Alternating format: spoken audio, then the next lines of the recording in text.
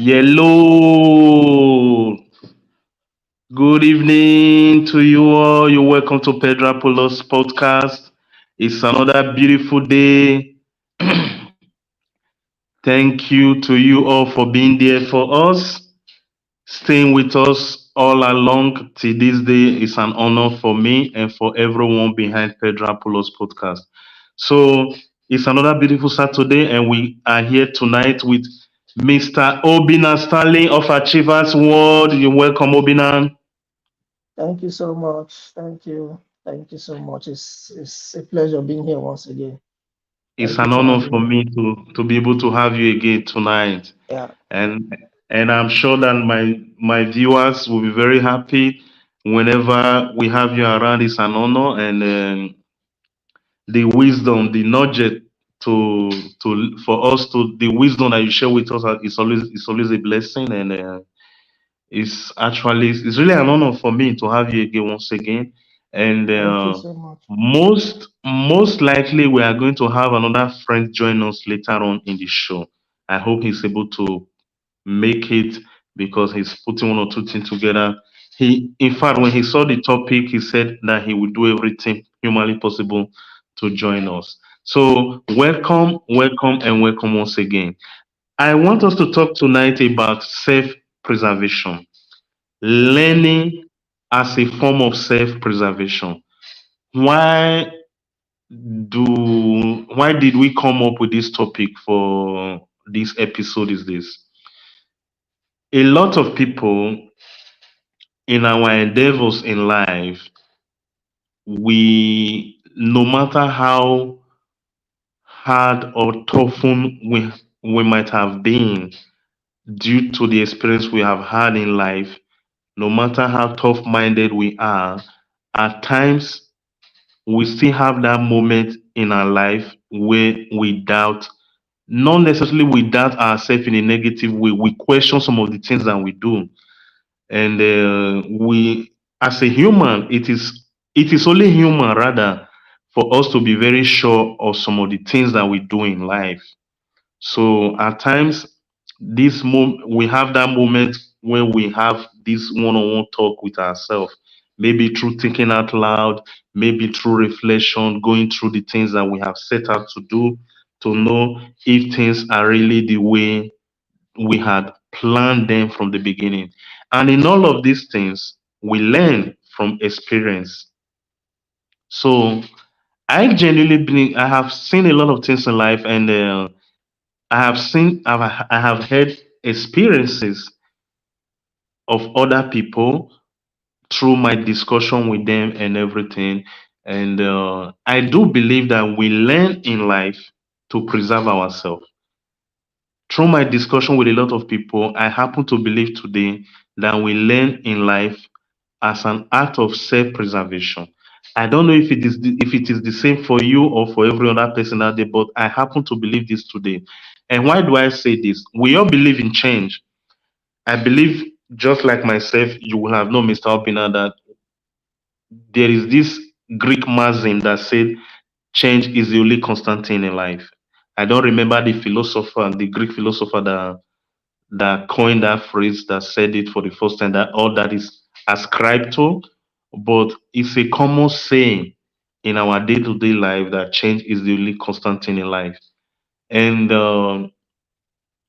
I don't even want to bring my profession into the discussion anyway, but being an educator, being a human resources expert, being someone that have worked with children, even adults that are integrating into a new society and everything, I know how difficult it is to learn a new thing, even learning a new language, for instance, learn how to use a new software, smartphone, and everything. Because lo and behold, even though we are in 2024, there are some people they have never used a particular form or type of smartphone before.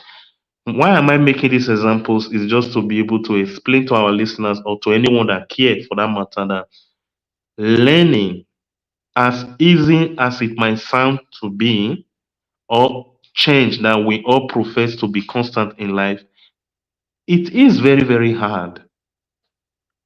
Adapting to a new form of life in a new territory, for instance, as a migrant, is very, very difficult at times.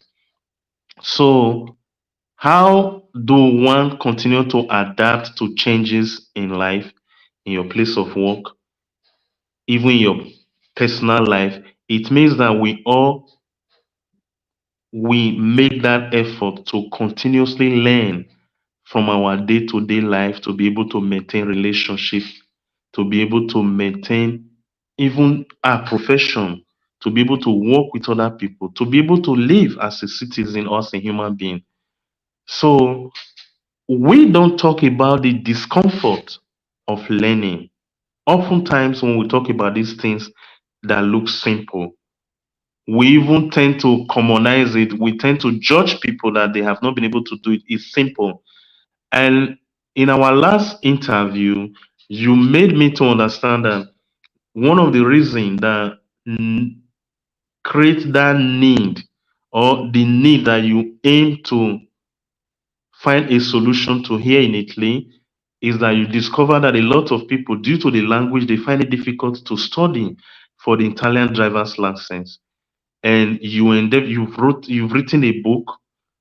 You endeavor to translate this concept of driver's license and everything into English so that you'll be able to help the people of the Anglophone region from West Africa or wherever they are coming from so that they will be able to have an idea in a way that is understandable and clear and to enable them study for this Italian driver's license. Something that you have seen from your observation that it was becoming very, very difficult for a lot of people to go through. So, have you ever thought as a human being the aspect of this discomfort that has to do with learning, the discipline that it takes or that is needed for one to be able to learn from one point to the other? Do you think that this is common? It's a common knowledge in the society that we live in? Okay, thank you for the question, and thank you once again for having me. I must also commend your good work. Thank you so much for what you are doing. In fact, since the Pedro Apollos podcast came into existence, it has been from one, thought-provoking topic to another.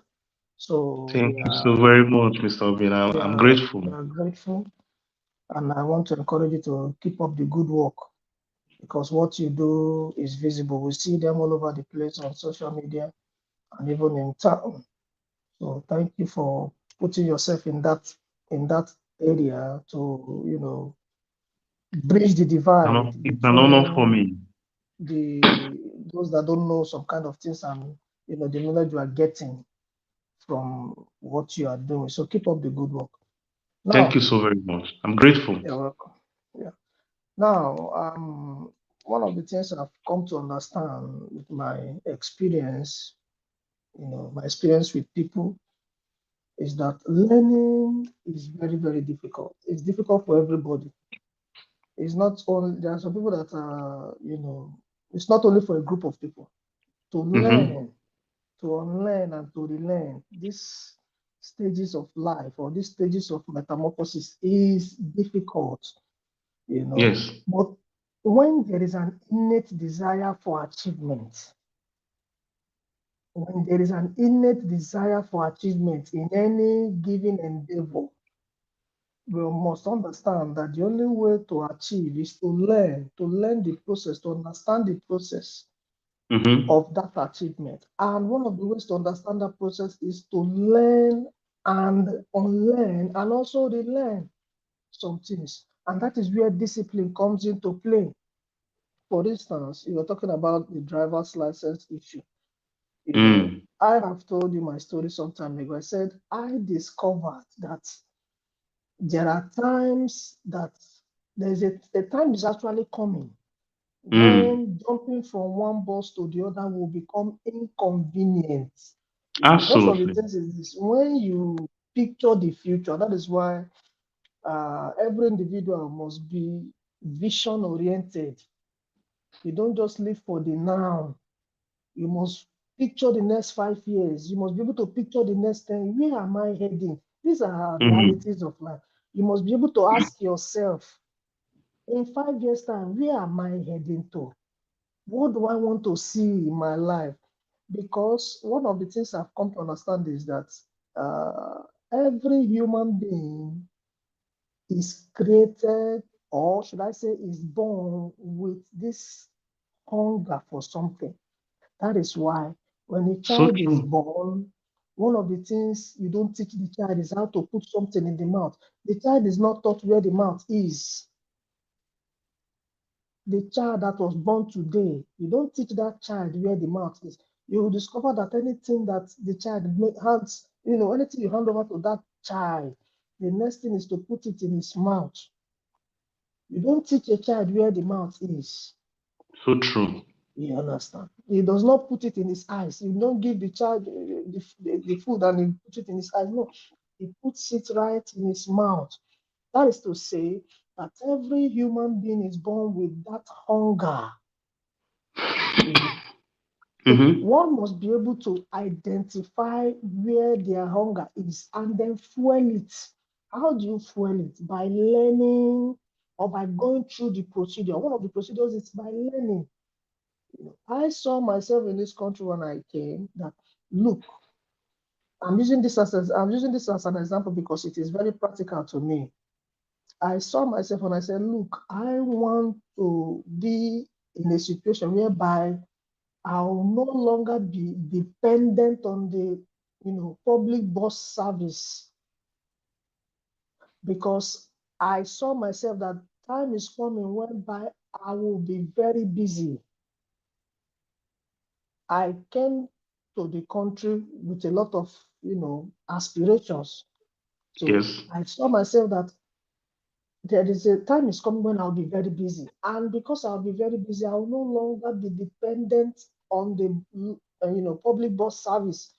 So I began to think, every human being must have a time in their life where they sit down and tell themselves the truth.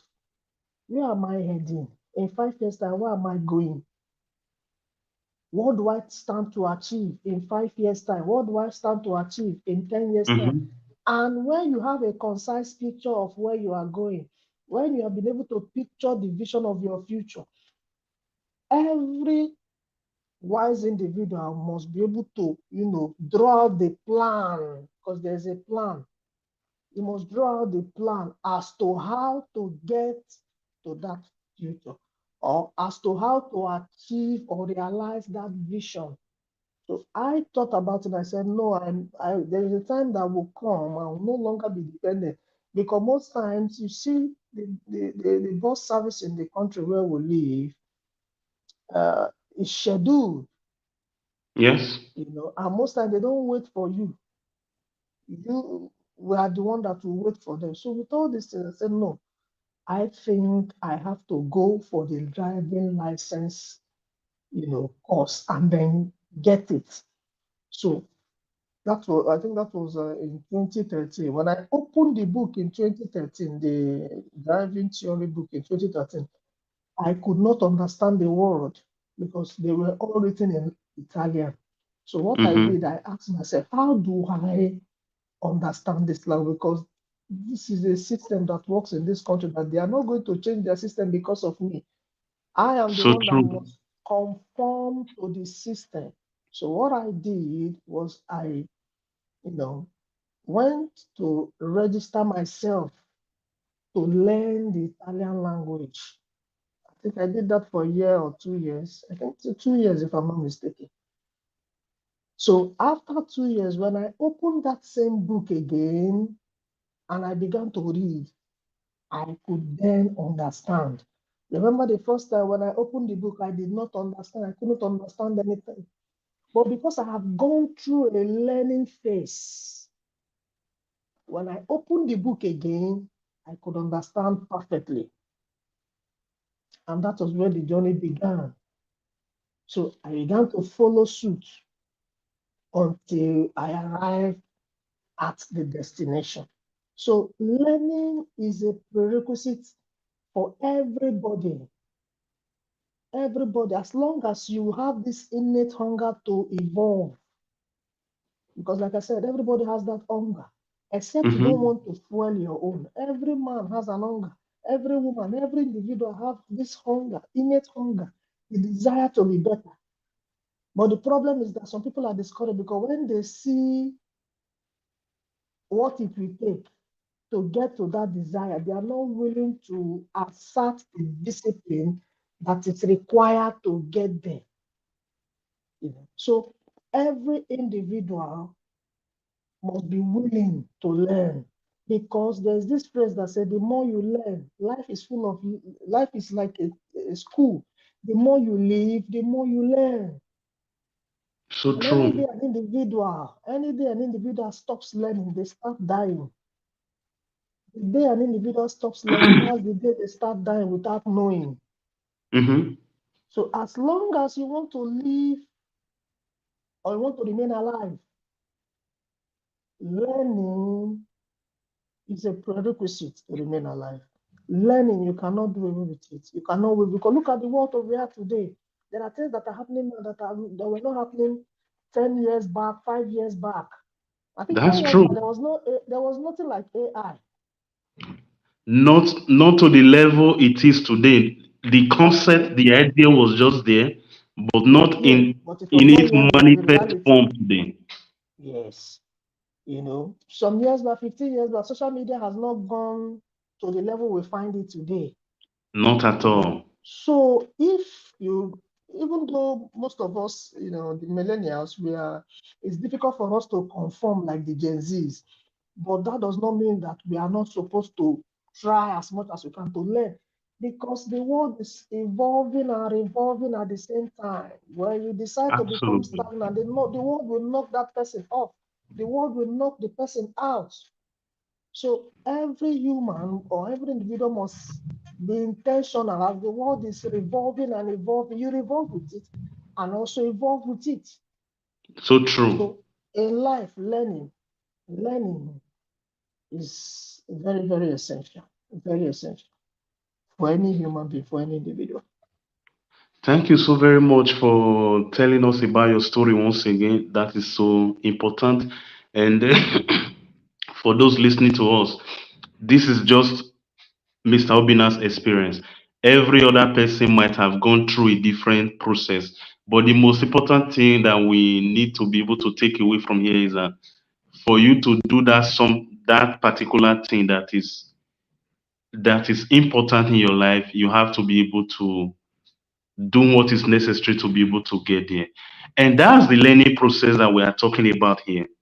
Because and I appreciate the fact that you said that some people, for instance, are not ready to pay that price, so to say, to be able to get to where they themselves actually wish to get to. I use the word wish to because I will not use desire or want even in it because this a wish could come to reality. But if it's something that you wish and you did not put every machinery in place to be able to get there, it becomes practically impossible for the person to be able to do that. And going back to the example that you use, the social media stuff, the software, the AI today that we have, and even though these things are practically in place today, very many of us still shy away from it. I will tell you about this story when I changed my car some time ago, and I was still of the idea, the car stereo that we used to have in the car. When I go over to the car shop to get a new car, me, not only am I an African, simple me. So when I got into the car, after every documentation was done and everything, on the day that I was supposed to drive the car out of the car shop, I asked the agent, the person that worked with me, oh, where is the car stereo? And the guy said, come on, we don't use the car stereo like we used to have it back in the day. Everything is digital. The most that you can do, for instance, is to connect your telephone to audio system and been able to play it, or maybe your drive and everything. So you have your iTunes and everything already download or already connected or installed to the car already. And that was, I will not even say it's not a cultural shock. I will say information technological shock to me, because it was something that I didn't imagine, because every car that I've used to to that moment usually have a car stereo that I put my CD and every other thing. So imagine even today, my son, for instance, it will become a foreign language to him that there was a time that the cars that we used to have cassette we put in, there used to be CD and everything. It's something that they are never going to know. They are going to read about it in the museum, in school and everything, the evolution of the audio system to, up to what we have today. But really, in their practical day-to-day life, any person that is at least 10 years old today, from 0 to 10 years and above today, they are not going, that is a life that they are never going to have. Driving a car that still have car stereo like it was in our day up to about 10, 15 years ago. So if one is not able to adapt to these changes, and when one is lagging behind, how can we really help the person? Because I am saying this, when I started my podcasting and everything, I had some friends that were saying, "Oh, come on, you will be there every day on social media. People will be seeing your face and everything." And knowing what I know today, I told them, "Look, my children, my grandchildren, that may the generations that are going to come after me that may not know me, they will have the possibility to know not only how I look like through this sector or this thing that I'm doing, they are going to know what my voice sound like. They will have a place. I am creating personal library through my content creation. So from that point alone, I don't know the person. I know my grandfather, my great grandfather. I don't know what the voice looked like. I don't even have a picture of him. Look, the fourth generation before me, I have no idea of what they look like. But believe it or not, anybody listening to the sound of our voice tonight, with the way the world is today, even 300 years down the lane, people are going to be able to research and see a video of us that would have been in our personal libraries at home, or even through this platform with which we are conversing today, Google, YouTube, StreamYard, and every other thing. As a platform, even if the business go away, they are going to be able to store this content that we have created in their database, that 300 years time from now, people will still be able to access it. And behold, me and you, we are no longer going to be here. So if one today is not taking advantage of the things that AI can do, I am not saying that it's going to be able to take the place of human. That is practically not the problem per se. But if you are not keen into this particular arena, just to explain better, I was listening to ID Kabasa, one of the music producer. It was of the coded tunes that produce nice and every was one of the top G up to date. Is still one of the one. He was the one that signed Olamide and every to coded tunes record and everything. Why am I saying it? He himself, despite the fact that he has been in this particular area, he is encouraging everyone today to do to have at least to some extent an online presence, because there are some business that you want to do today. People want to go to Instagram. They want to know what is your presence online. So if anybody that want to create business, even if it's like in the case of Nigeria, frying ankara by the roadside, today you must learn how to transform your business one way or the other to have an online presence, because it is no longer going to be like it was 10 years ago. Obina, people in Lagos today practically live without even making soup in their own home. They don't cook. They order people make the egusi soup and everything, package it and send it to them where they live. They don't spend time during the weekend cooking like most people do. That is their own way of life. They choose that. It's okay. But what I'm trying to say that we have been able to learn how to adapt, some of us, but some of us at the same time have not been able to. So where am I driving to? How do we stimulate our brothers and sisters to be able to take advantage of this changing environment that we find ourselves? But mind you, whether you like it or you don't like it does not mean that the world is going backward. It's going to go back to how things used to be. So you liking it or not liking it is irrelevant at the moment that we speak. People are not going to be lining up in 90 office like it used to be in the country that you and I come from to make call like it used to be. It's never going to happen again, Obina. But this is an experience that you and I had even up to about 2020, 2004, 2005 in Nigeria, before Globacom and everything came and the cost. We used to be able to make call for 1 minute for 10 naira and we were happy. But these things that I'm describing now, maybe people that were giving birth in the year 2000, 2001, that are even 20 years old today, it is not part of their experience. They may not know, they may find it hard to believe. So, how do we encourage our fellow citizens to take this learning, though very, very difficult, to embrace it? At least be open minded, take the good out of it, to not neglect it. Do you think as a society we are doing enough to encourage ourselves? Because I don't think that the government alone will be able to do it. And I don't think that it is the fault of our parents. Maybe I'm wrong, because can parents really do everything? Even imagine you having a child that is a Gen Z today. How do you advise, how do you encourage them to take advantage of these changes that are coming?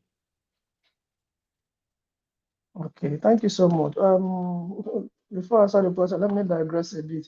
You mentioned when you changed your car, when you bought a new car, and you were asking about The your car CD stereo. player. Yes. Exactly. You know, Mm. when after some time when we met, if you remember, I asked you the same time. I said, "Why are you going to be playing your music?" And you laughed and said, "Maybe Okay. this is what it." I said, "There's no stereo in this car." Eh, They said, "No, no, no, this is how it is now." And that is how it has been. Even myself, when I also changed my own, it was the same thing, no stereo anymore. So those days are gone and they are gone for good. And I'm talking about making people have online presence, talking about ID Kabasa when he spoke, saying that people should get online presence. Yes, it's very interesting because just like you rightly said, people don't have time anymore to prepare their own meals and all those things. They don't have time to cook. They don't have time to prepare their meals. They make order. And funny enough, our country is one of the countries that place order for everything, especially when it yes. comes to food. I was listening to a man the other day on the internet. He was saying that Nigerians order pizza from the UK, all the way from Nigeria. From Nigeria, they place their order for pizza from the UK, and it is shipped back to them. So our country is one of the countries that, when it comes to anything that has to do online, they are, should I say, they are in the forefront of the helm of affairs. Now, that said, Absolutely. how can we encourage our people to, adapt to these changes? One of the ways is by creating awareness, because when there is an awareness, people know about these things, people know about what is happening, and that is one of the things you do. Most Mm-hmm. times your platform, you use your platform to create awareness, to let people know, and this is what is happening, especially in the immigration sector and in the legal sector and what have you. So one of the Mm. ways is to create awareness, let people know that, look, they can take advantage of these things. One of the things that have really helped me is by looking out for, you know, awareness that will benefit me, looking out for things that will benefit me.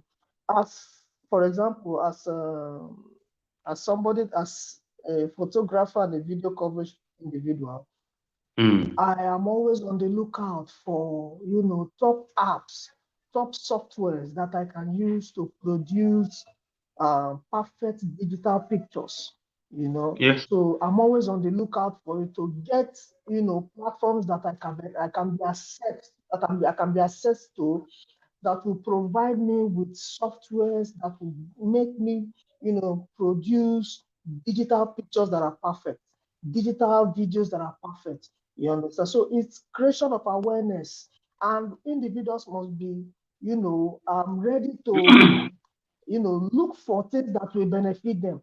But on the other Mm-hmm. side, you know that awareness can be created, but it will take the individual to take Mm. advantage of it, you know, because there are people that no matter what happens, they I've seen people that are just dormant. They just want that traditional lifestyle.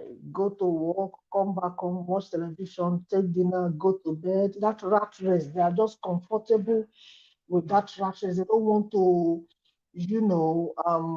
strive to, digress from the rat race, even though the digression is not going to be 100%. I've seen people that So are true. just comfortable with that rat race ideology, and they don't just want to divert, they don't want to digress, they don't want to diverge into something else.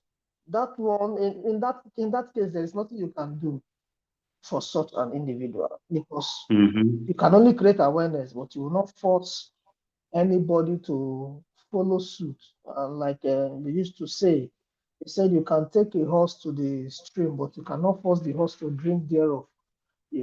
So one of the ways is to create awareness, Mm. let people know, maybe by the different platforms like yours, letting people know that, look, these are things that they can take advantage of if they are interested.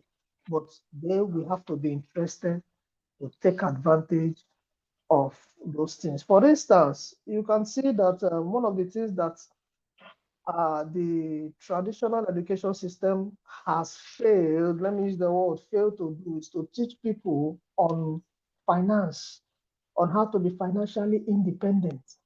You So know, true. the traditional education system is not designed to teach people on how to be financially independent. You That understand? is But true. it takes the individual that is restless. An individual that is restless must then look for ways to get financial literacy so that they can become financially independent. Because the university, the traditional education system does not teach that. The traditional education system is only there to teach people on how to become good employees of corporations, of government and private parastatals and the rest. They are not there to teach you how to become financially independent. Financial independence and financial freedom, they are the hierarchy of how do I put it? They are the hierarchy of freedom They in guarantee life. So, freedom. but That is these when you are educational free. systems are not there to put you through. They're not there to put you through on how to become financially independent. They're not there to put you through on how to become financially free. But an individual that is restless will have to look for ways to learn these things. And these lectures are available online. So somebody can take advantage of platforms that teach these things and then engage with such platforms to become what they desire to be. So this is just the ways, you know, by for anyone to, you know, get to the level that they want to get to, but then you cannot force. You just have to create the awareness that look, there's a lecture going on here on how to become, a real estate merchant, or how to become a real estate agent, or how to do well in the real estate, setting. If you're interested, please, you can come online, you can come on board. Then, if the individual is interested to become, an individual is interested to in real estate, then they can take advantage of it. But then you can only create awareness, but you cannot really force anyone to involve or to engage with the awareness you have created. So that's just my two slides or my two slices on what you've asked. That's so interesting. That's so interesting. Let me use the opportunity to welcome Mr. Frank. Frank, thanks for joining us. It seems you're having problem with your internet. Mm. Mamma mia, as in Mr. Frank, you're just welcome, one sir. minute. Thank you, sir. Good evening, sir, Mr. Bina. My internet Good is evening. bad. Good I don't evening. know. It's just Okay. going, coming, going, coming, going, coming. So it's one of the problems we usually face here. So sorry about that. You know, you. I was telling Obina that you promised, come sun or rain, that you will join us tonight, and because the topic is something that is very interesting as far as we are concerned as well. I, we are discussing about the idea of learning because I happen to believe, due to my experience and the things I have seen around, that learning could be an art of self-preservation. If one fails to learn to adapt to the changing environment, the changing labor market, virtually everything that we do in life today, if one is not keeping up to date, the person may be stuck behind without being able to function properly as he should have been as a citizen. But mind you, as citizens as well as human beings, we have the right, as we have known the world to be today, to do whatever we want. So it's not a problem practically. One can choose to remain where they are. It's a personal choice at the end of the day.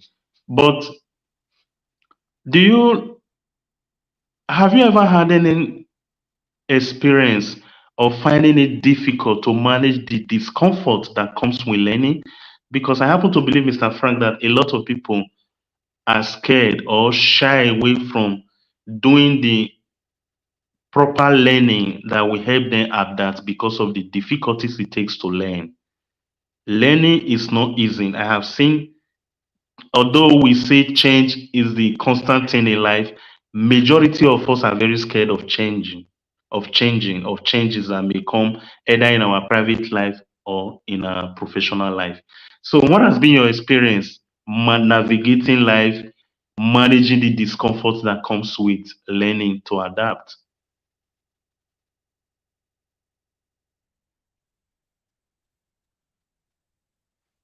We can't hear you, Frank. Your, I think, Can you hear me now? yes, now it's okay. Oh, yeah, of course. So, these are some of the things that changes as we know, as we always understand. There always discussion in nature. So, and it comes in different ways. And sometimes changes is difficult, and we might got changed, and at times it affects a lot of things. In my Mm-hmm. own way, I've seen learning some new things difficult, and remaining where I am even got worse. So I rather face the difficulties to actually cause changes to make it a little bit better, rather to stay where I have always been and not being able to change. That is, for instance, there was a point in time I was much younger, so I don't really know anything concerning internet and all that. I had to use Google and different kind of stuff. So later, I found out that ah, if I don't learn or try to do something about it, I will remain where I am and I will not be able to learn anything. I will not be able to get the change that I wanted. So I have to put so many things aside, ask questions, not being ashamed. I could remember I asked somebody, please, what is Google? And it was like, ah, you don't know what is Google? I said, please, I don't know. Can you show me how to use it and all that from there? That was how I started learning concerning internet and other things like that. So learning is a constant thing, and it's he that doesn't learn dies. So it's only when we refuse to learn we die. But when we are learning, we keep learning because the world can never go back to the way it was. Things can never remain the way it were. Mm-hmm. Everything will always change, and this will continue.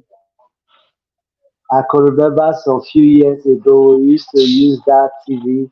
We had to close like this when I was much younger. But I Mm-hmm. was talking to my sister that is around 20 years now.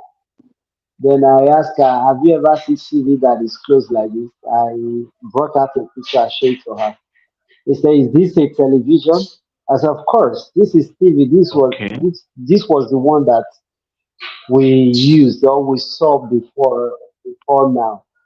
All her life, Mm-hmm. she has never seen any screen TV. So you see, things time has changed, and it will always change. In time past, the people that invented that thought that was the best, and it might stop there. But others came and built on it, and was we that are here too in our professional in everything. So we have to learn new things, even know how to communicate. That one is another important thing too, because sometimes, not sometimes nowadays, most this time we started hearing words abused, offensive words and all that. But in time Yeah. past, there was nothing like that. But now Mm-hmm. we have to learn communication proper. I was talking to somebody. He said, "No, you can speak to me like that." But for me, it was normal. In those days, it was normal. It wasn't bad for me to have spoken to person in such manner. But now we have to also understand that it's not the way that we used to speak to, or as our parents spoke to us before. We can't even speak to my child like that. My 5-year-old child told me, Daddy, you are shouting. Ah, I said, shouting? But I'm not shouting. This is my voice. He said, no, you are raising your voice. That is not how to talk, Daddy. When you are talking, you have to, relax. Relax. I was like, oh, what is going on? So, in fact, everything and anything has changed. That is just it. Yeah. And for us to live, for us to go along, I didn't know. But I thought I was talking normal. Then she now told me that this is how I should do. Good. I will talk a little that she hears. I said, okay. So I have to pragmatize it immediately. The what she told Yeah. me. I have to pragmatize it immediately.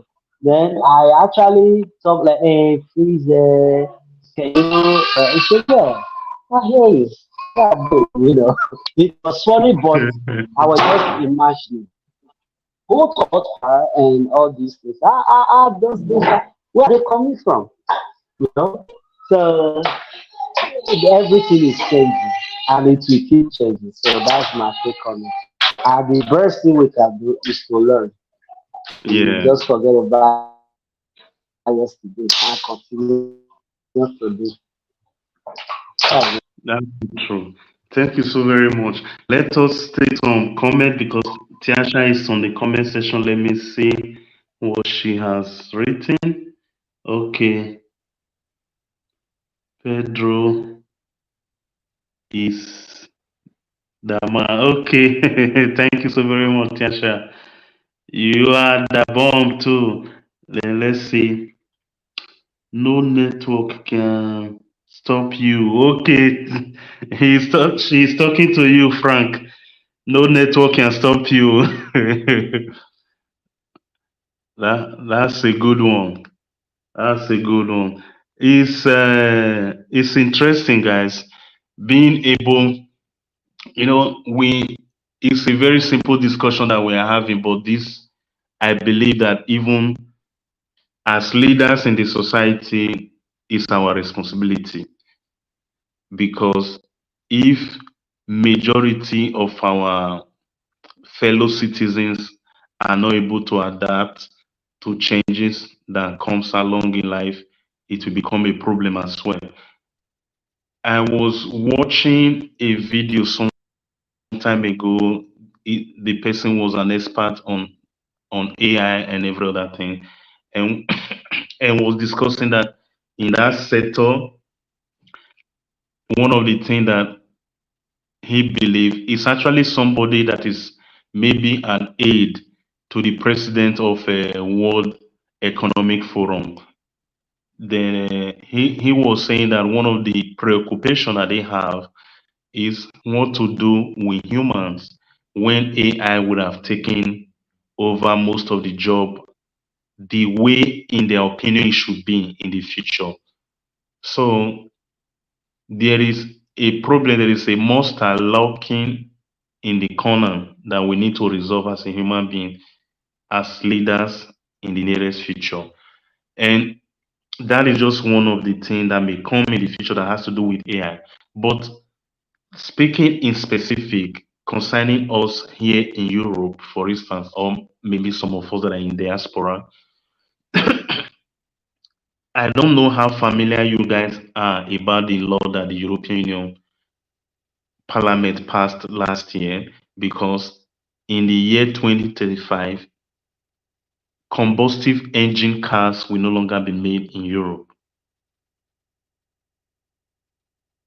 That is not even AI already. That's just one practical thing that is coming in the next 10 years. And it's definitely going to have implication in our job, in our economy, and everything. I am not saying that it's going to be bad or it's going to be good. This is a change that is coming, whether we like it or not. I don't know how many of us are ready already to transfer from using combustive engine car to electric car. I am not too sure that very many of us Sorry. are aware. Uh, No, speak, yeah, Frank. can I say something on this, please? Absolutely, yeah. Okay. I want you to understand something. Not all changes are good. That is one thing you will understand. Not all Hmm. changes are good. And recently, most of these changes that are just came in, and most of these innovations that came in, it is not most of them. The AI, the this, the bounding of a combustible engine and all that, and many inventions and all these things that are coming. Very many of them are not good. Very many of them are is to control or is to determine who live, who don't live. Is to control the entire human, just for few people to do all these things. So the laws, some of these laws they have made or they are still trying to make, and all these political changes and all that. Politics is a kind of thing that is not permanently stable. At a point in time, other people will rise again and also make the changes, make the adjustment. So these are some of the things that we are seeing, like the so-called liberal that are so much in power now, doing some of those changes and all that. the changes that Mhm. they are doing, they are causing, it's not good for humanity. Very many of them are disastrous to humanity. Okay, so we believe that other people will also come again, like what Meloni is trying to do and all that, which is the prime minister of all these things. They are not some of the argument that they are making this time. So if somebody like her is able to get to the seat of the European EU, there are so many adjustments that they will make. If the executive will get there, the conservative are the so-called Mhm. themselves. If they are able to get there too, they're also going to make a lot of adjustments that those people have made that is dangerous to humanity because many of these changes are not good. And you look at this engine of the thing and all that electricity and some of the analysts what have been able to make those things they are even more harmful so even the traditional petrol and all these things that those things that we know, but they look at it and all that other people, this is the only thing that they have that they are depending on as a nation. So they have the power, they have the material, not actually they have all the distance. So they want to make all these people or all this whole nation to depend on them. So you will see a time will call another power will rise. So many of the adjustments are wrong. Many of the changes are not good. Mm. So for me as a person, I don't like the AI. The AI is not good. It's not a good invention in the first case. It's against humanity. One in this understanding the political climate or the political issues that surround this electric car and green environment and all that. It's not a good change either. But we know what will happen must happen. So some things must happen. So and it's Absolutely. happening at the moment. Yes, it's happening at the moment. But the time will also come. Then it can change because anything political stuff has never been permanent. So there's always that tendency of changing to this, to that. So that is my take on that. Well, your take, Mr. Frank, is not very, how do they, it's not very optimistic. It's not very optimistic. The way you explain your take on it is not very optimistic. Let's hope things change, like you said. Because although not very optimistic, there is hope in it. You underline the fact that maybe new government will come and reverse some of the things. With the way things stand today, I really, really doubt. But my concern personally is, are you ready if you are to change your car in the next 10 years? Have you ever thought of it? Have you studied how electric car today's work and everything? Because that is, if things didn't change, that is going to be our reality if we live here in Europe. Obinan, are you ready to buy your electric car in the next 10 years? I use 10 years because that's when the law is going to be in effect. People are driving electric cars already. But it's going to be Um, mandated and obligatory from because if they no longer produce combustive car, it means whether you agree or not, you are going electric if you live here in Europe. well, it's a welcome development, going from combustive engine vehicles to electric vehicles is a welcome development. But what I would say is, whenever inventions like this are being made or they are anticipated to be made, maybe in the nearest future, there must be control, because if you are driving a vehicle, for instance, that does not have brake, that is suicide mission. So there must Absolutely. be control. Now, talking about these electric vehicles, if they are efficient, why not? because I remember driving an electric vehicle sometime. I left my car with my car dealer for control, periodic controls that we do after every 30,000 kilometers. So I left my car with them and I got an electric car, to use before, so that I'll be using that car until my car is ready, then I'll drop theirs and then pick mine.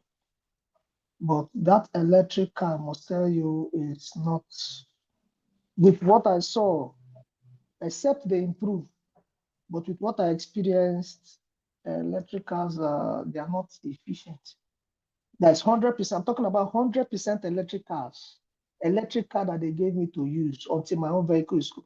Do you know that I left their office that evening to my house, and Mm. as I was driving, the car kept on going low, low, low, and I understood no problem. So the following day, when I wanted to go to work, I turned on the car and I saw that it was already half. The battery was already half. And as I Mm-hmm. was driving to work, it kept on reducing drastically until I got to Pilastro. I had to, even before I got to Pilastro, I had to call a colleague that lives in Pilastro and say, please, you will pick me up from Pilastro, which he did. I parked that vehicle, that electric car at Pilastro. Then I accompanied my colleague to work. After work, my colleague dropped me at Pilastro where I picked up the car. And as I was driving to the car dealership, I was praying that God help me, let this car not just, you understand? So the experience is Mm-hmm. nothing to write home about. I preferred, as soon as I dropped the car with them, they told me my car is, I said, thank God. I was just anticipating for them to give me my car key so that I can just drive off. So there was nothing to enjoy with the electric car. It was not efficient. So how is that consistent? How is that going to be consistent? Except they improve on it. If they improve on it, fine. But if they don't, I have seen people that use electric cars. I know of a man that has an electric car, but it's not 100% electric. It uses fuel Okay. too, petrol, PMS. Mm. It's half electric and half fuel, and it's very efficient. This 100% electric is not efficient at all. It's for people that drive just 10 minutes from their house to wherever it is that they are going. It's not for people that embark on long trips. This is my personal experience. You Yes. understand? Because if the car could not take me to work, so of what use is it? My own car can take me to wherever and then bring me back home safely. But an electric car cannot even take me to work. So except there is an improvement, why not? But if there's no improvement, well, it is nothing to write home about. Now, that said, like I said before, everything that they are doing, and whatever Mm-hmm. inventions they want to make, let there be control. They're talking about people are going to lose their jobs and because of AI, because of robots. There is no how a human being can become indispensable. God created this world for humans, not for AI robots. It is human beings that are now going to the extreme, and that is why I call for control. Because you cannot just make a full human being become absolutely useless. No. So let there be control. I know they are pushing out 2035 is around the corner. But whatever inventions that is being made, let there be control. Because any vehicle that does not have a brake cannot be driven. You won't want to drive it if they give it to you for free. You won't want to engage with it because there's no That's true. control. You That's understand? true. So whatever inventions I like at least this phone I'm using to come on live with you is an invention. Years ago, this was not possible. No, not at all. Years Not at ago, all. you can be in your living room. I'm in my living room, Mr. Perkins, and we are talking to each other, not just on phone, audibly, but also visually. We can see ourselves. Mm. So many years ago, it was not in view. I think even 20 years ago, I don't think it was in view. That's true. So I love inventions, but let there be control. That's just what I have to say. Thank you so very much. Just to add to that, yes, invention is good. Of course, our discussion today is being able to adapt the possibility to learn and also to accommodate to or to confront the difficulty that comes with this learning. The examples that we have just made today underline or throw more light on the difficulties that one way or the other that we all face that has to do with this learning. And for instance, AI has been in existence for quite some time.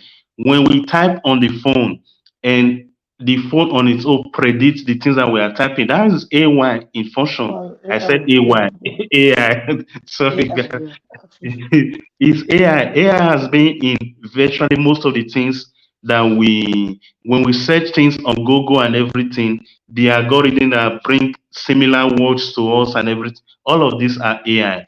But even in the fast food chain restaurants, and I don't know if like me that most of you guys go to maybe places like McDonald's and the rest. AI has been in existence for quite some time. When you go, you yeah, just type in on that computer to book and everything. All these are all form yeah, of AI, you understand? AI, But yeah, like you said, Mr. Obina, taking it to the extreme to make human being practically useless, it becomes a problem because at the end of the day, like they say generally, you don't keep a partner that you do not need. mm, There has to be a need for two people to be able to function together. If even in our friendship, if there is basically no need for our friendship to exist, it doesn't go further. mm, That human need, that human rapport and everything is a need. If it's no longer there, if you and I don't feel at home with each other in our company and everything, the need is no longer there. That relationship cannot stand. I'm just using this, it might sound extreme, but I agree with you. If you make human redundant and no longer useful, that's a problem of course, as a of course, society. That's a problem. So, and because tomorrow, as citizens, as humans, we have it's our duty to comment on all of these things because nobody else is going to do it for us. We are the one that will comment and decide where our society or the future of our society is going to go. So that's why for me this conversation is very, very important. And I appreciate your contribution. Where I don't know the question I will see, and I don't think you've answered. What are you doing okay. personally to prepare for this? Is it if it's a decision, we are done with it or what? Well, Because what if you I'm are doing going to change personally, your car in the next 10 years and above, anybody changing car, that is the reality. Eh? there's no problem. Are, Even are you myself, prepared? I'm prepared to even my car that I'm using. I have already said, even when I got this car I'm using, I told myself, I said, I'll drive it for 10 years and then change it. So if in 10 years' time, our electric car will arrive, why not? I will. I'm ready. I'm fully ready to change. What I'm saying is, Okay. when it comes to the workplace, when it comes to the workplace, replacing humans with AI can be a very risky stuff to do. Yes. You understand? Because I was watching a video, a woman she was laid off. I don't know why, but before she left, she made sure that the company lost a lot of money. It was a distillery company that produced wines and spirits. Mm. What she did as she was leaving, she opened all those tanks where they store those wines. Those huge Yes. tanks where they store those wines. She opened Mm. them and she left. The system or system, like they call Yes, them. the cistern, like they call it, yes. Mm. She opened all of them, and the wines were just flowing and flowing and flowing and flowing. The company lost a lot of money due to as a result of that. So imagine in a company, 10 workers are sacked because of AI. In another company, another 10 workers are sacked because of AI. Maybe like 10 companies, 10 workers each are sacked because of AI. What do you think will happen?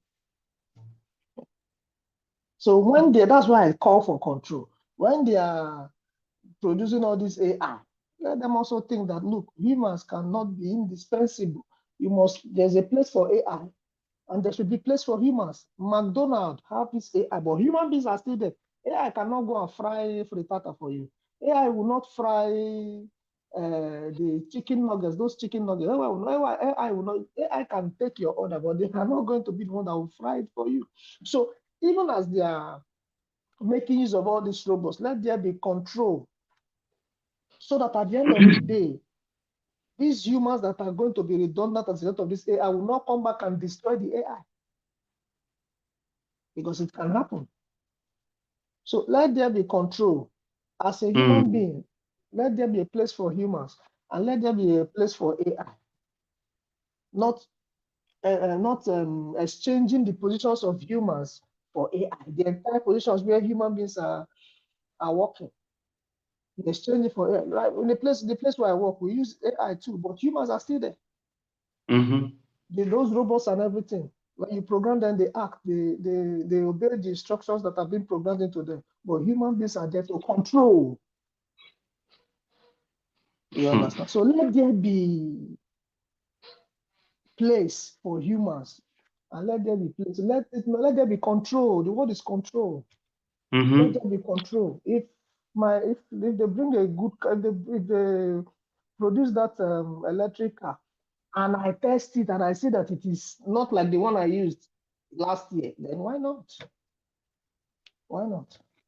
Perfect. Now, if I understand in our discussion, I think there is something that is very fundamental that I would like to underline. Yes, it is important that we continue to learn, to self-preserve, to adapt and everything.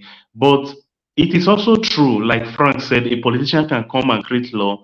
It doesn't matter what we have learned anymore. It can disorientate us and destabilize our life.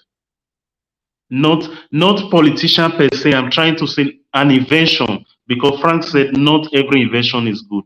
An invention can, because Obina, if you said 10 workers were let go or made redundant because of AI, although we may not know exactly what was the compensation, why were they not reshuffled somewhere else and everything, but this is reality that is coming. Could there have been an amount of learning that those people could have learned to be able to have that? Of course, that is where, if you remember the question you asked me before, I told you that this learning of a thing is individualistic. There are people that just want to flow the way they have been flowing for over 10 years. They don't want any interruptions. They don't want anything that will, stop that flow. But that is not the proper way for any individual to live life. Because of uncertainties, there are things that can come up that can destabilize. So that is why the need for learning is very, very essential. For instance, if you are somebody that cannot be, you are a high-profile person. For instance, okay, let me make use of this example.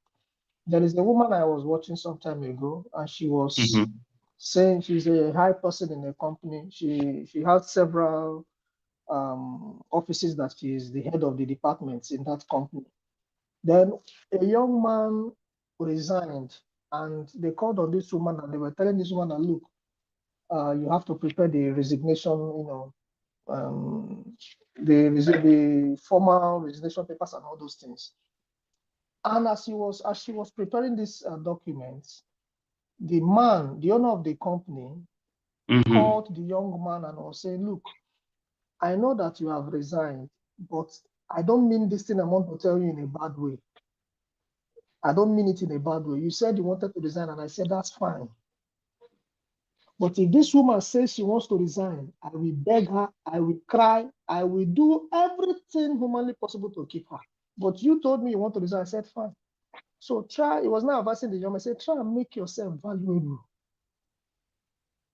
As you are going to your next job, try and make yourself valuable so that when you open your mouth, by the time you cough, the company can buy you a pharmacy because of how valuable you have become. You are. If this woman says she wants to resign today, I will cry, I will beg her, I will do everything to make sure she does not resign. But look at you said you want to resign. I said, that's fine.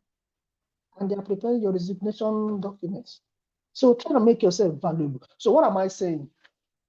That is what I'm saying is learning in life, learning must be something that everybody must engage because you don't know tomorrow. And another thing that you must make sure you learn is financial literacy.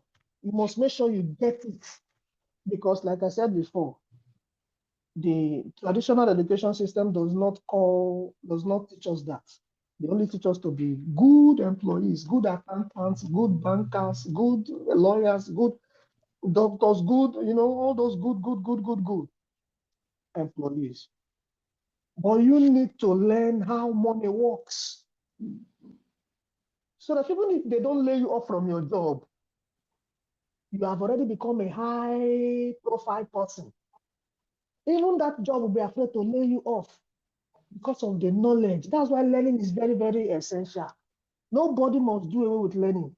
And funny enough, the platforms for which we can learn these things is almost free. Look at YouTube. Most of the skills I have today in photography, I got them from YouTube. Mm.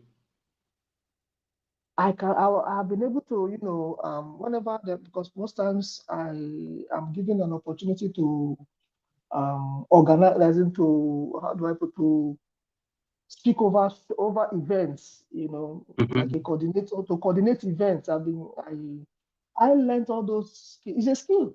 I learned it from YouTube. There was a time I went to paint in Germany. I told you my story. I've never painted in my life. I learned it from YouTube. So the platforms for which we could learn all these things are almost free. So we can take advantage of it. Though the more we live, the more we learn. Oh. As Mm. we are living, we are learning because the world is evolving. The world is evolving. Every That's why I day, call it an new act of inventions. self-preservation. Yes, because as well you are preserving yourself. True. Because there are some knowledge that you will have. There are some mistakes you cannot make. There are some knowledge that you will have. There are some mistakes you cannot make because you already have that knowledge. But when you don't have that knowledge, you make do you I usually tell people, don't go into anything you don't know anything about. Before you go into anything, know about it. Get the right information. Know how it works. Learn it, Mm. so to speak. Learn it. And when you have fully learned it, then you become an authority on it. Because you will become an authority of something you know how to do very well. They wake you up from sleep, solve this thing. You are able to, so because you are already an authority. But if you don't know it, even if your eyes are wide open, people can trick you on it. There's no business that does not have secrets. So you must be willing to learn. Sometimes it can take years, yes. But once you have gotten it, you have gotten it. Once you get hold of it, you have got it. No man can take it away from you. You understand? And Yes. that is one good thing about knowledge. Knowledge, you can't take it away from anybody. You can take somebody, a government can come and then demolish. I've seen people that have lost their properties, especially in Nigeria, in the country where we are coming from. Maybe because of the government now need the land. I saw a man lost his tourist company. I know they are going to Mm. compensate him and all that, but at least the loss has been made, you know. But the knowledge of how to build that company cannot be taken away from him. He has already started building another one. He has already started building another one. I know that the That is government will true. later compensate it, but because the knowledge is there, you can't take it away from him. So learning, I'm a lifetime learner. Let's be lifetime learners. There's one word they used to say, are you a learner? I'm a learner for life. So learning is not something that we should it's just like you said, just like this topic of our discussion. It helps to preserve your life. When you know about something, your life is preserved in that area. So that's my Uh, take. no, no, I kind of share with you. I want to look at the other side of it. Frank, for instance, I don't know if you have seen this experience too. A lot of people, they may have learned some things along the line in life, despite their knowledge, professionally and everything, they continue to remain stuck in an environment that is no longer productive, professionally and otherwise. Why do people have this problem? Is it as a result of fear? Despite the fact that you know a lot, but you are being fearful, and as a result, you are stuck in one place. How can one really? I know that life can happen, new law can come, new invention, and everything may destabilize the ecosystem of that particular person. But I do believe with knowledge, one should have been proactive. If why do people remain stuck in a place that is no longer serving them, despite the knowledge that they have?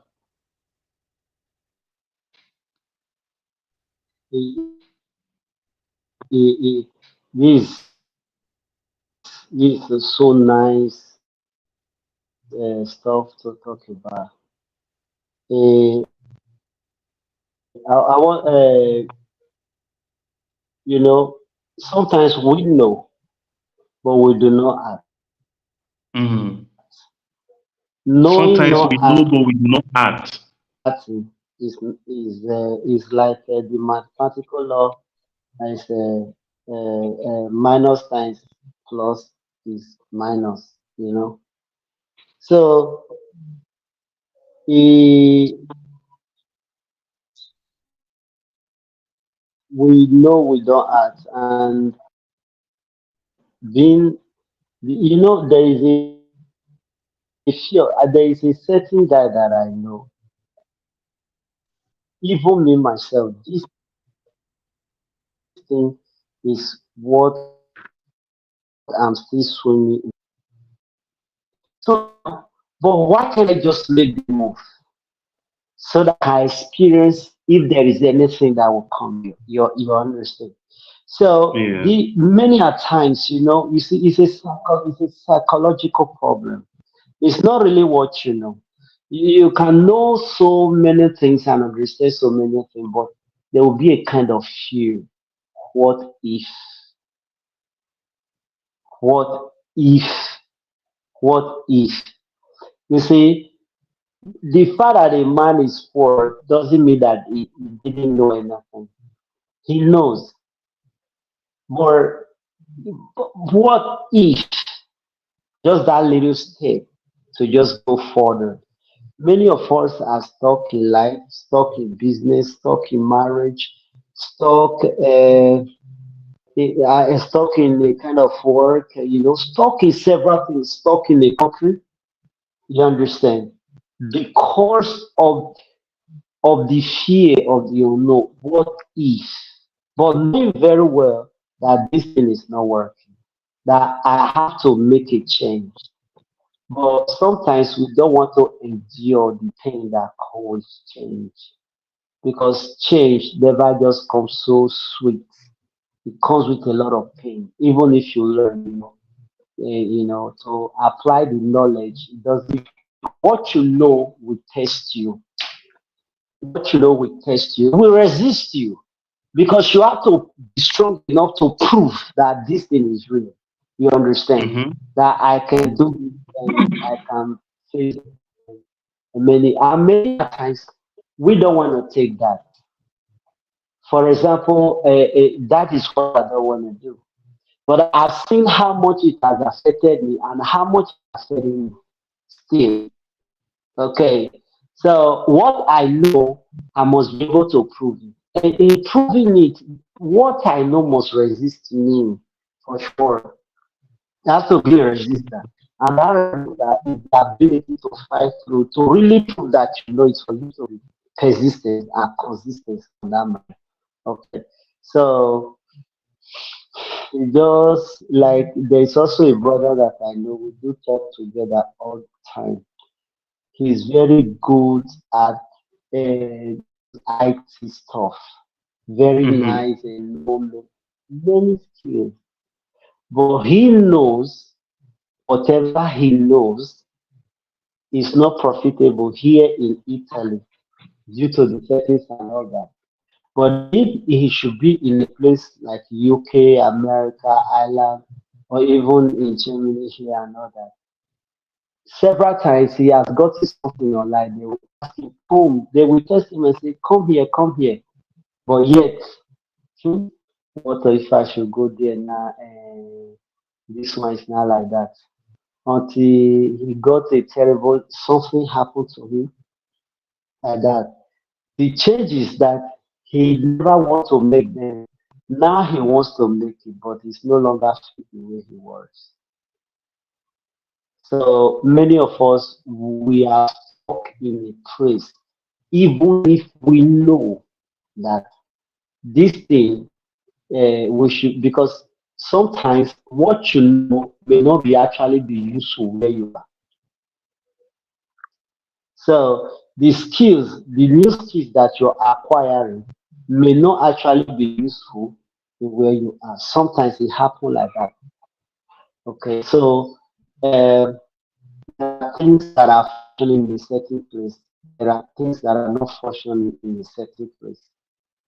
So in the place where you are, that's why we try to learn based on the environment sometimes. Because sometimes if you do what is not uh, that's not in your that environment, that is not excelling, or that is not well known, or that is not producing any result in that area. So sometimes learning is sometimes is futile, it's not profitable. So these are some of the things, but mainly I do believe that is the fear of the unknown, or let me just wait a little bit. Sometimes many of us don't want to make a change. We just say, let me wait a little bit. Let me just wait a little bit. After this one, I will just do it. After that one, procrastination. So procrastination is still one of the reasons, even if we know something, we don't want to do it because we believe that tomorrow. So, and one thing I've just realized recently is that tomorrow can begin without me. So it's only today that I have an opportunity. So understanding this again, it changes my mentality. There will be a day that I will not continue tomorrow again. So now that I have an opportunity, why can't I just do something? Then I said, okay, let me do this. Let me go through this, no matter how it may be, so that if the tomorrows that I will still witness and all that, so I can learn, I can be able to adapt to it because obviously, certainly, things can always be the way they will. So that is one of the other studies I have. I know that sometimes there are also a kind of there are some political issues sometimes that deprives us and economical issues too, and Mm. farming issues too. Also, also determine those things. Even if we learn new things and understand something, sometimes we are stuck based on farming, based on relationship and all that. There was a certain guy that I know, so he knows that where he is and all that, what he has learned, so many things and all that, that the only way that could be safe for him now is for him to have gone out of that place. But whenever he wants to do that, he has said, "Oh, my family, my family." At the end of the day, he dies. But something happened and he dies. So sometimes uh, so many things are causes those things, even if we know we don't do. So many things causes it, but actually, the best way is that when you know something, or when you know that the environment where you are is no longer working, is far best to move out, to do something else, to to just do it. Another thing is this. One thing I've realized is this: if we or I, what I'm reminding myself every day now is this: if I I see so much difficult to pay, to pay or to invest on what I supposed to have done now, Mhm. to spend that Mhm. time, hmm, the bill of regret that I will pay is forever. It's not just one day, it's lifetime, you know. Absolutely. So these are some of the things, playing on my heart. If I refuse to do what I'm supposed to have done today, forever I'll be, you just like Brother Obina says the other time that, when you have some knowledge, there are mistakes you can't just make Yes. because because of the knowledge you will live above it. But sometimes I've seen a situation that even if this knowledge is there, yet there is be a kind of a insignificant reason that we cannot just Mhm. take both steps forward. And this is the thing I'm asking: why? But this thing is like this. But why? And if this thing should be like this, if I take this other side, I will get here. But I can't just take it. Why? You know, sometimes sometimes we may know we don't still be able to do anything. I can't really tell because most things we do not have answers to. Many That is questions, and even some of the simplest questions we do not have answers to them. that is So, true. That is true, Mr. Frank. And part of the reason why Pedro Apollo's podcast exists is actually to at least talk about issues like this. Because we all agree that we have to be able to manage the discomfort that comes with learning. And mhm, thanks to the example that Mr. Obina used, there comes a time in our life we get opportunities based on the knowledge that we have, the things that we have learned, and everything, and the experience all put together could open doors. And our failure not to take advantage of opportunity to learn new things could actually become an obstacle and make some doors close on us as well. That is true. that's And it is also true that, like you said, Frank, that we may know so much, then we find it difficult to act despite the fact that we know. I don't think that is very productive because a knowledge that you not share with the world is completely useless. It does not amount to anything. And this brings me to the common saying when we say speak up. People will say, if you see anything that is not going the way it's supposed to be, speak up. And if you do not speak up, some things, even socially in the society that we live, may not change. Some things change in life for the fact that a high number of people speak up against it. And there is this thing mhm, that I believe that when an evil is being perpetuated in the society, the victims suffer longer than they are supposed to have suffered because not enough people speak up against it, and the perpetrators continue that evil because a lot of people did not speak up against it. They did not even realize that they were doing harm or hurting subsection of the society. And I will use the society that we live in today, for instance. They do not open account for some nationalities in the society that we live in Italy because of obvious reasons that we may agree that is some of us may agree it's okay, some of us may agree that it's not okay. They do not rent apartment buildings to some subsection of our society, whether we are agreeing for social or political reasons.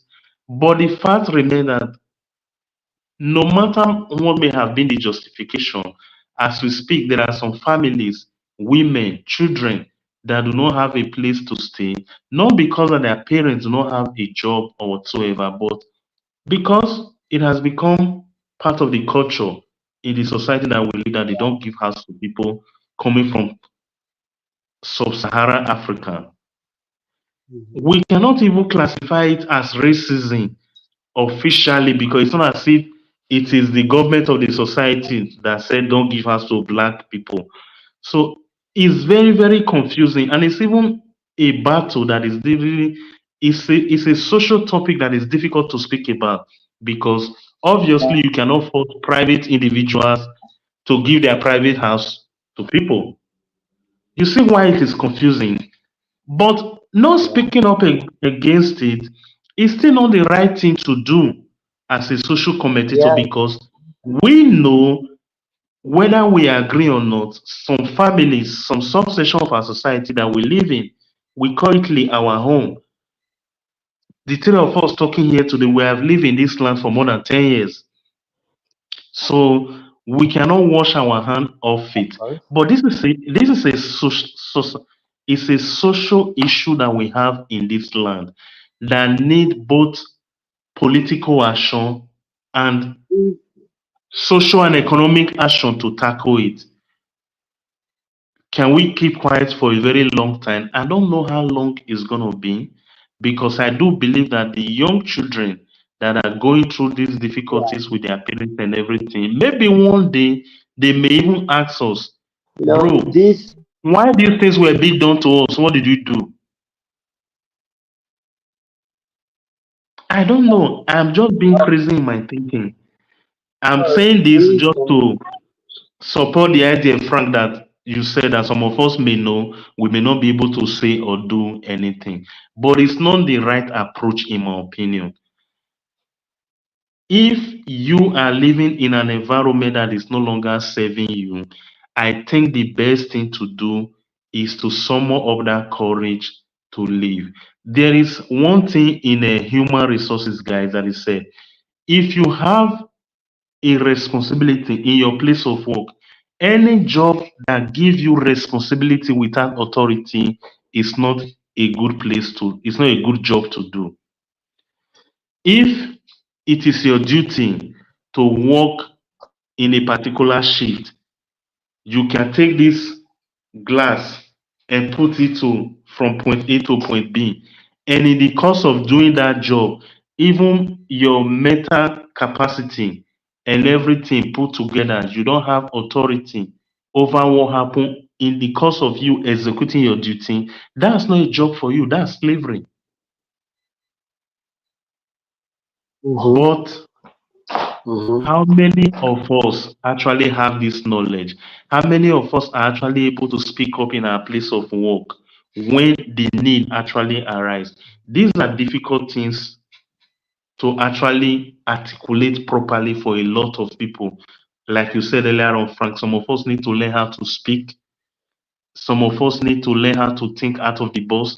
Some of us also need to learn to know when thinking out of the box is not necessary because thinking out of the box might mean an end to your adventure in a particular terrain.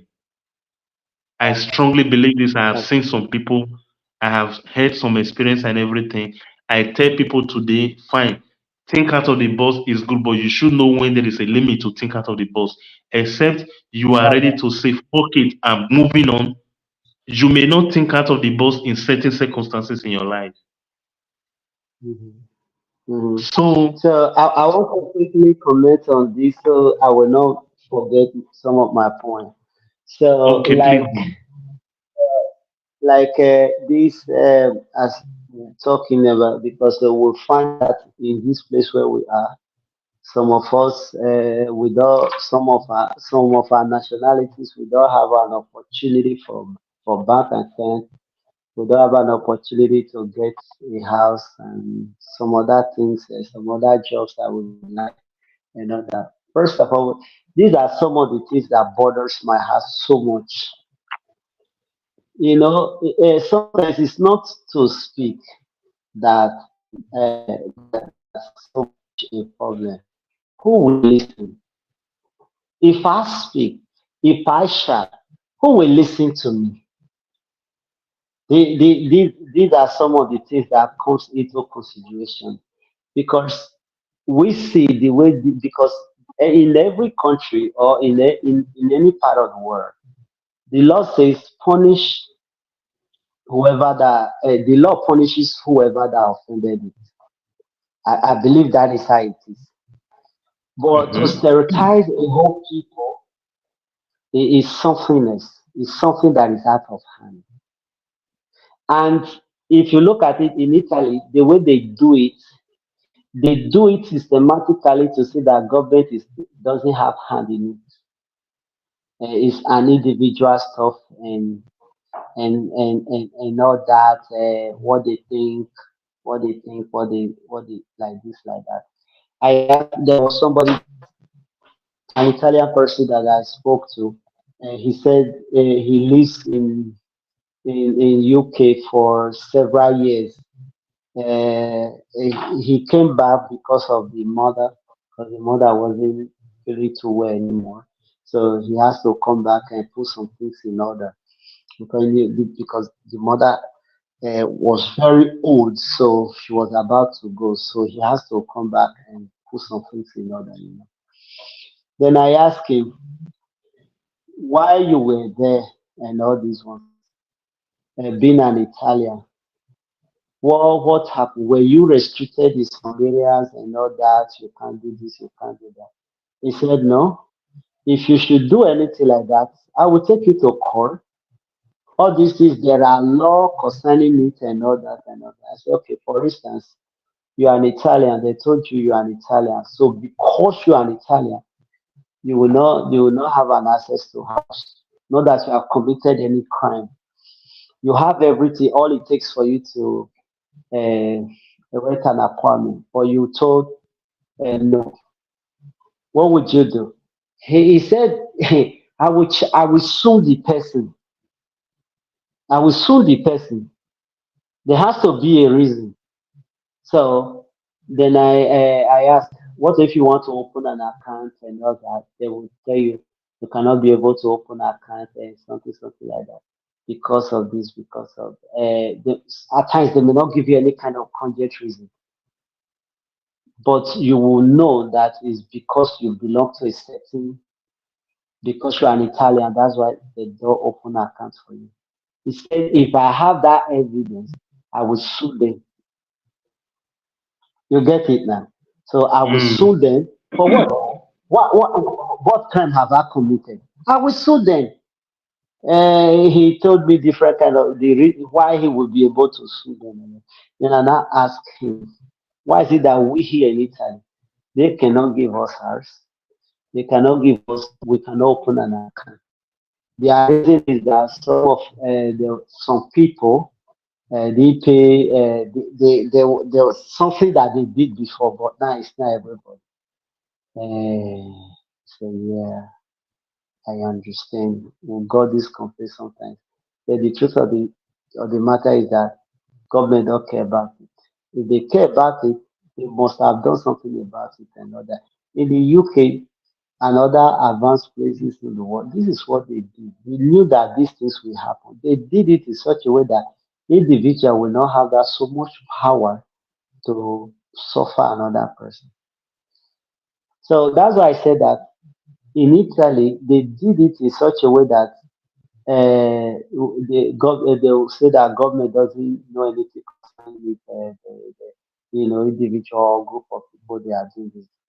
This is a systematic stuff that the government did. They just did it. They just want to suffer some people here. And that's why even when we try to speak up, nobody will even listen. Who will listen? It's only here that somebody will be on TV and say, "Se non ti piace vai tuo paese." Qua in Italia, qua Italia. Se non ti piace vai tuo paese, vai. Only here. So they make this place difficult for us to live and to live for our children too. Because the government are not aware. They are aware. They are very much aware of this. They are not ignorant of it at all. They are not. And it's not a good thing in a country. It's not a good thing to say by a country. Where you work, you will not have an access to an apartment to rent. You will not have an access to a bank. What is that? You'll be restricted in some areas. What is that? You cannot work according to your ability as much as you can. There must be a certain sector where you will belong to. No, it is it's something on call for. And That's these things true. are happening here. These things are happening here in Italy, and the government because they did it. Because one thing I've also found out in Italy is that if you are a foreigner, you come. We didn't say you shouldn't come. You are here, we are there. So there is a kind of separation. Yes. So we are not together. They just put us, please come. There is no problem. Come and pay us tax. We do all these things in order just for us to survive and other, but to really live and integrated, we don't have that opportunity in Italy. We even if you try to talk about it, who will listen to you? Nobody. You So are that's right, just Mr. Frank. You are right. I don't even want us to polemize our discussion today, but it's very very relevant the things that you explain and everything because that is actually the reality. That is where we live, and there is no need sugarcoating it. However, in this kind of circumstance, how do you self-preserve in an environment like this? If you know so much, is the option now that you go away from the country to go to another place? Maybe that's a personal decision at the end of the day. But yeah. how many of us This, will be able to make a move like that? It's a different discussion entirely. But I'm sorry to know, even as a human being, that look, there could be a time in your life that you know so much, making that move could still be very, very difficult. And that is where I mm-hmm, believe at times the difficulty of managing that discomfort that comes with learning and taking action mm-hmm. comes in. And I don't know, Mr. Obina, if you have an advice for someone that may have find themselves stuck despite the fact that they know so much. It could be in the place of work. It could be in any phase, in any aspect of their life. I think we lost Mr. Obina. Network is bad Mm. there.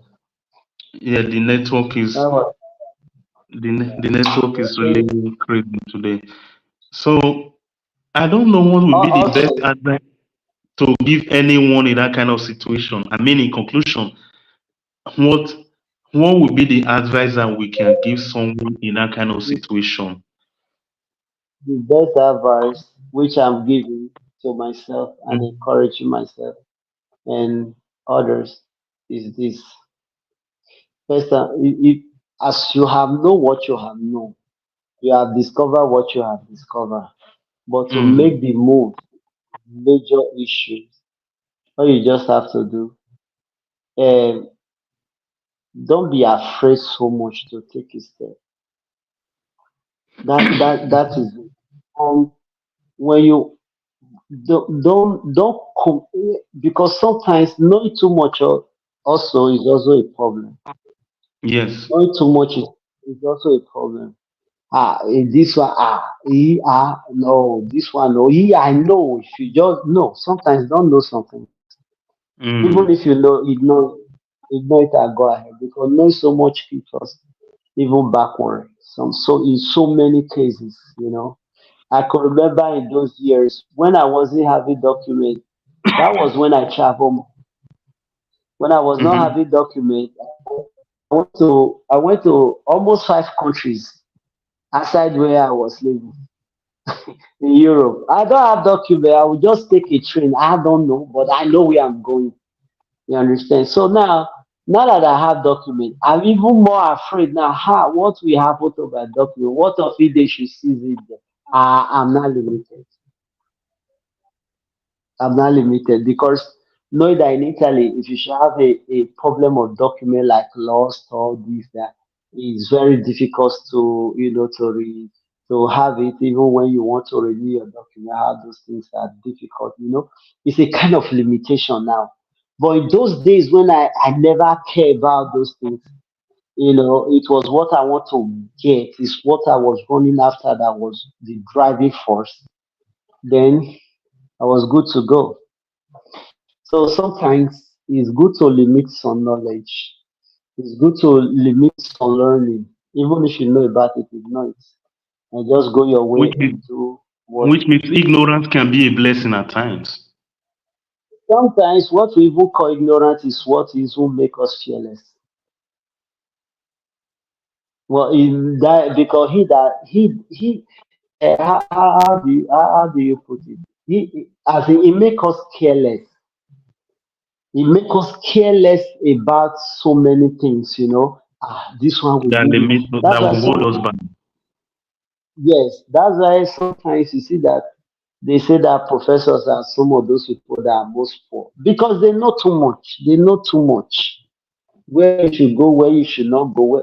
Because sometimes, in order for you to succeed, you have to break some rules. Rules are meant to be broken. Yeah, you gotta break it. So that.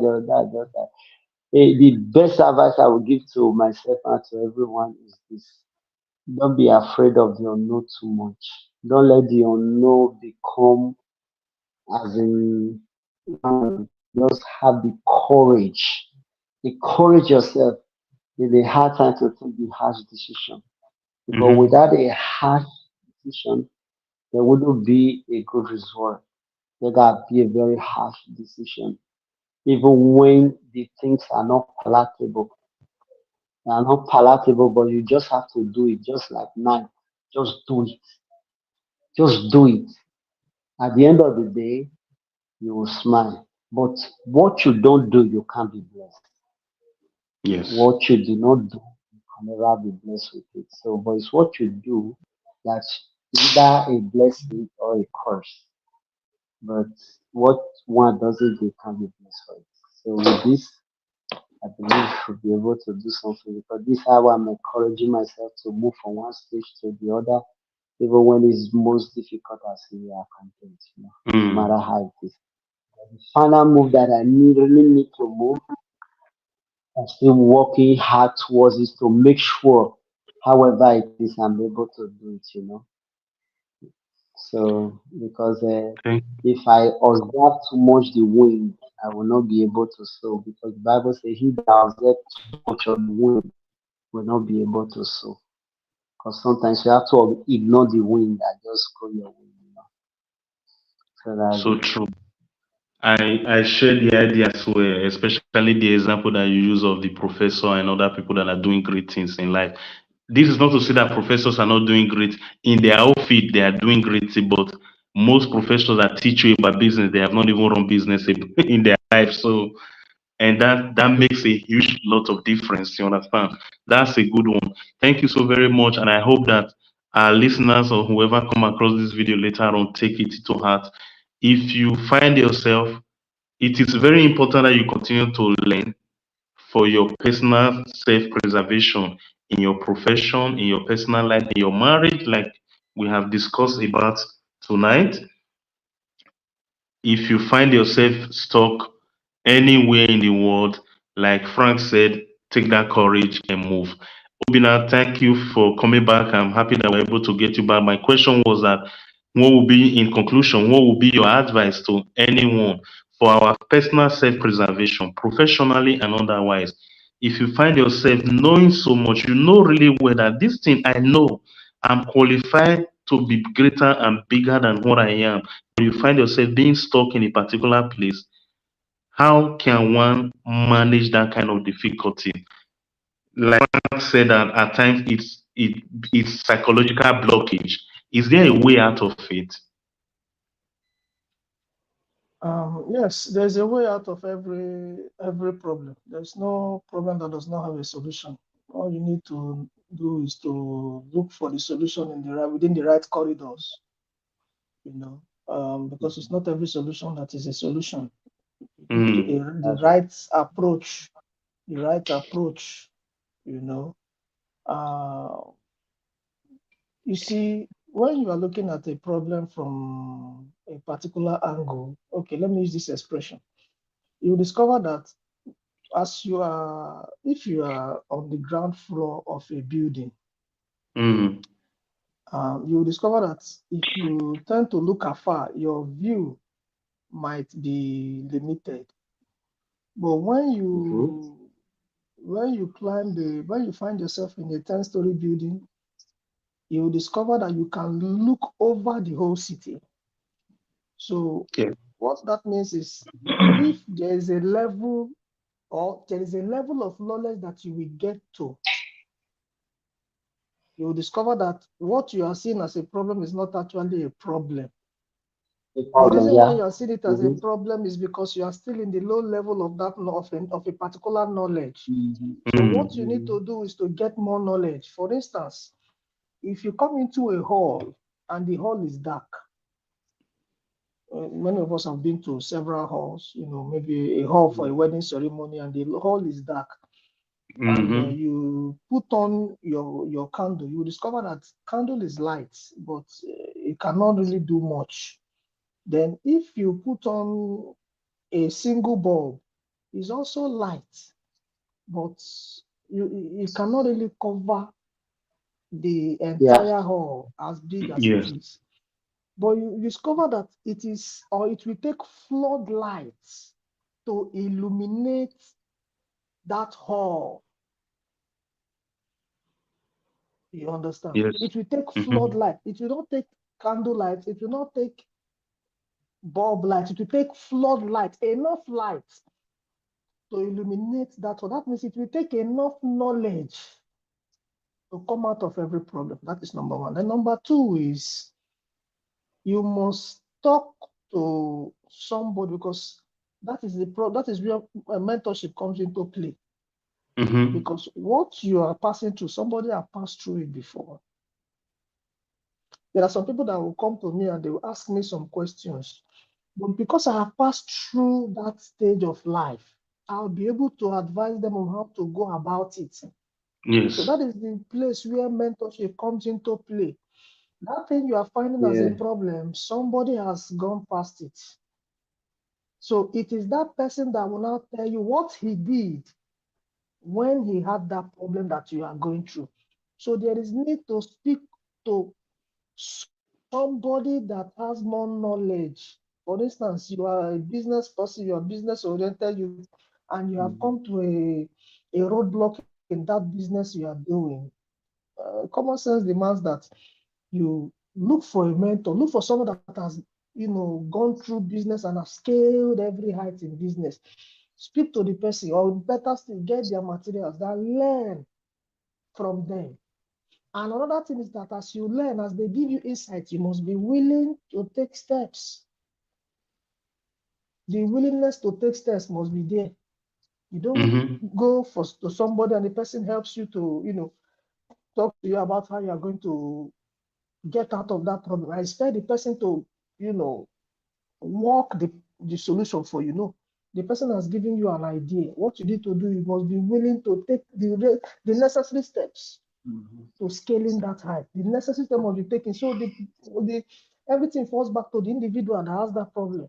After you have gained all the knowledge, after you have gotten to a certain level of knowledge, after that you have spoken to somebody that has given you a solution as to what to do to scale that height, Mm. you must be willing to take steps. You must be willing to take steps. And anybody that is somebody a result-oriented person is a person that takes steps. Because Yes. procrastination is the mother of frustration. I will do it tomorrow. I will do it next week. I will do it. The problem is still there. You must be willing to take steps. Number one, get knowledge, enough knowledge. There are some people that fail exam. When they write exam, they fail exam. The reason why they fail exam is not that they don't know much. They don't know. It's just that they don't know enough. They fail exam, not that they don't know anything. They know something, but they don't know enough. Mm-hmm. That is why somebody will get 50%. Another person will get 70%. Another person will Mm. get 100%. It is the So level. true. It's the level of the knowledge they have in an Yes. exam. People fail exam not because they don't know anything. No, it's because they don't know enough. So, one, get knowledge, enough of it. Number two, speak to people. Somebody that may have gone through that phase of life that you're about to go through. Mm. And number three, be willing to take steps. Be willing, let there be that, let fear, remove fear. Everything that we are looking for, my brother, is on the other side of fear. Yes. The life that we want to live is on the other side. If you can deal with fear, conquer fear, conquer fear. If you conquer fear, you will rise. So these are the Rise. three steps I will advise to such a person. First of All all, right. get enough knowledge. Second, talk to people. There's somebody that has gone through that issue. talk to the person. I heard a story of a man. He went to a prophet to pray for him. So Mm-hmm. the prophet said, okay, what am I going to pray for you about? He said, look at what I'm going through. So the prophet wanted to pray. The prophet said, okay, close your eyes, let's pray. As the prophet wanted to pray, he paused. The prophet paused and said, do this thing, do it like this. When you get home, do like this, do like this, do these Mm-hmm. 3 steps. Just take these steps I'm telling you. You can do it. Mm. And he was like, "Ah, just like that. I was expecting it to pray. He said, no, go and do it, as I've said. I said, but pray for me. He said, do you want me to pray for you for this same matter or for another matter? He said, this same matter. I said, go, I'm just giving you the solution. Then when he went and applied that solution and came back, he discovered that the problem was resolved. So when he came back to thank the man of God said, I experienced this. You know why? You know why I did not pray for you? I had that similar problem in 1956. And the solution I gave to you is how I was able to scale it. It's not everything that needs prayer. Sometimes Mhm. you talk to people, they have experienced, some of them have experienced that thing you're experiencing. They will just give you their Mhm. practical solution. Yes. And once you apply that practical solution, you resolve that issue and you move on. So these are the 3 steps to scale any problem. But number one, you must be willing to act. The third one, you must be willing to take That, steps. Very important. that's right. Thank you so very much. Thank you so very much, guys. I really appreciate the idea of self-preservation, learning, and self-preservation is something that is very, very important, especially for us in diaspora. I believe it's important for everybody, but especially for us in diaspora, it's something that is so important because not only do we have responsibility from where we are coming from, we have responsibility to ourselves here too as well. If one is not learning and applying, the person may be stuck and out of the game and may find life very, very difficult. Thank you to everyone that have listened to us tonight. And I pray and I hope that you all take into consideration this knowledge that we've been able to share with you all today. It was another great show. Until next time, bye for now, everyone. Thank you, Mr. Frank. Thank you, Mr. Thank you Obina. so It's a much. Thank pleasure to have you. you all here You again too. tonight. Yeah, pleasure is All mine. right. Bye, See Thank you so you. much.